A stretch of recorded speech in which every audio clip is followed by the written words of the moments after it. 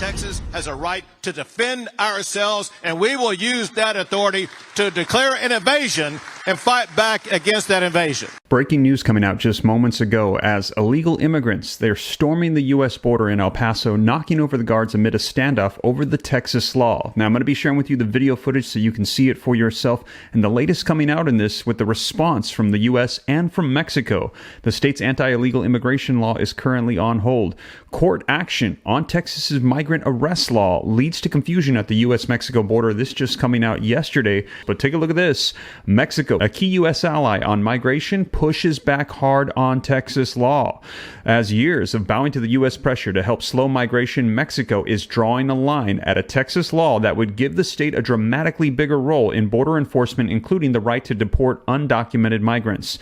The president has denounced the measure as draconian. He says his government will reject any attempt by Texas officials to send migrants back to Mexico, and now it is on between Texas and Mexico. Now I'm going to be sharing with you the video footage as to what unfolded just hours ago today, so that way you can see it for yourself and let me know your thoughts. Should the United States be able to capture these illegal entering undocumented immigrants and send them back? What about the security threat that we've been hearing from the FBI? And we're hearing there are attacks coming against our water systems as a result of those infiltrating and cyber attacks against drinking water and wastewater. Stick around to the end for some more updates on that as well. Or should this be allowed? Is this draconian? Let me know your thoughts in the comments down below. But let's dive right in and get you caught up on the latest. And before we do me a quick favor. If you appreciate the updates, keeping you up to speed on everything, take a quick second, smash that like button for me. I appreciate it a ton. Also, to stay up to date, it's totally free. Why not? Go ahead and hit that subscribe button, turn on that notification bell, and also to join the newsletter and stay connected off of social media platforms, be sure to join me at www.steveramnews.com. But with that being said, let's go ahead and dive right in.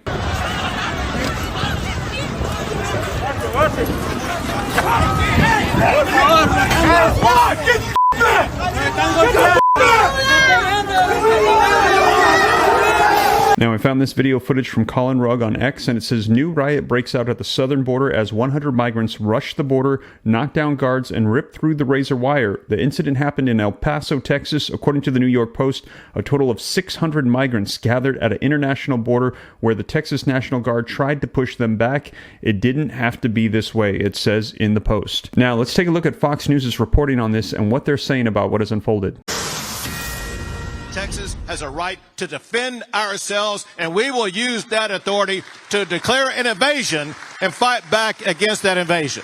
That's Governor Greg Abbott holding his ground at the Texas Policy Summit. He's praising the Lone Star State's success in improving border security. This coming after a federal appeals court put a Texas immigration law on pause. Joining us now is Sheriff Larry Smith, president of the Sheriff's Association of Texas. This deals with a bill called SB 4, and it would allow Texas to make some moves on immigration that the federal government isn't taking themselves. This is what Karine Jean-Pierre said.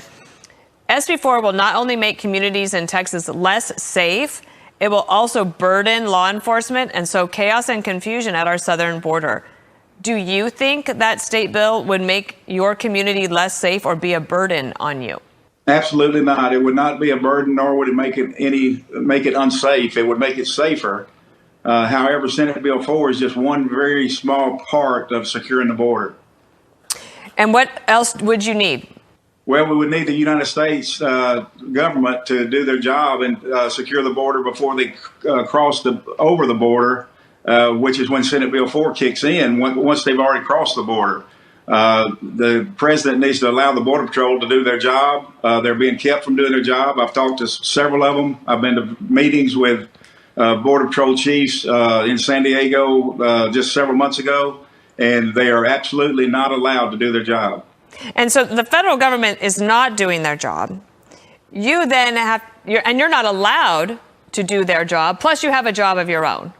So I imagine that you're very frustrated. Is your community, worried, upset? Are they pushing back? Are they angry? What do you hear from them? First of all, Dina, we don't get frustrated. We get determined. The Texas sheriffs get determined to do the job that the federal government is failing to do. The citizens, we get very little pushback from the citizens. Almost probably the mid 90 percentile of the sheriffs are in favor of Senate Bill 4 and securing the border. So that's what we're going to do.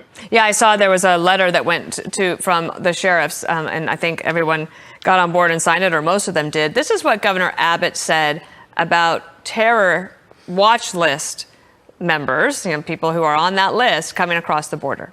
If you're on the terrorist watch list, you'll pay extra to the drug cartels so you will not be caught. So if we've caught hundreds under the Biden administration of people who are on the terrorist watch list, how many terrorists are roaming the United States of America as we speak? The answer is no one knows. We don't know for sure, but what do you think? What's your measurement? That is an absolutely 100% truthful statement that Governor Abbott just made. There's over 120 countries been documented to being illegally crossing the border. We don't have any idea who they are. We know there's been people from China most recently crossing the border. I was at 9/11. I was at the Pentagon after the thing happened, and we didn't think at that time that would ever happen. We better wake up and as a nation and see what is going on and do something about it. Are you concerned or determined that there might not be any significant changes on the federal government side of this equation before next January, when there will be a decision? Finally, there'll be the election in November, and either Biden gets reelected or Trump is the president again in January. Well, I don't think anything's going to be done because the president has not shown up to the border in his whole term until re-election time, and that's within the last few weeks. He might give a little lip service to the border and what he's going to do, but nothing will be done, I promise you, nor nothing can be done before the election. But I hope the people of America wake up and see what's going on and stop this porous border. So there you have it. Let me know your thoughts in the comments down below. Do you agree that the state of Texas should be able to capture and send back these illegal, undocumented immigrants entering into the United States, or is this too much? Let me know your thoughts in the comments down below. Now, in addition to that, we've heard warnings from the FBI that those entering in could be coming here to do harm to the United States, to take down our infrastructure systems, and to potentially coordinate orchestrated attacks against the U.S. Now, these warnings coming, as they're saying, targeting U.S. water systems. Now, to get the latest on this, I shared it with you as soon as it had come out. Check out this video right here next as I cover it in detail for you. But you guys, I'll be sure to keep you up to date as more information rolls out. That is the latest. Thank you so much for joining me, and I'll catch you in the next one. Take care. God bless. This is Steve.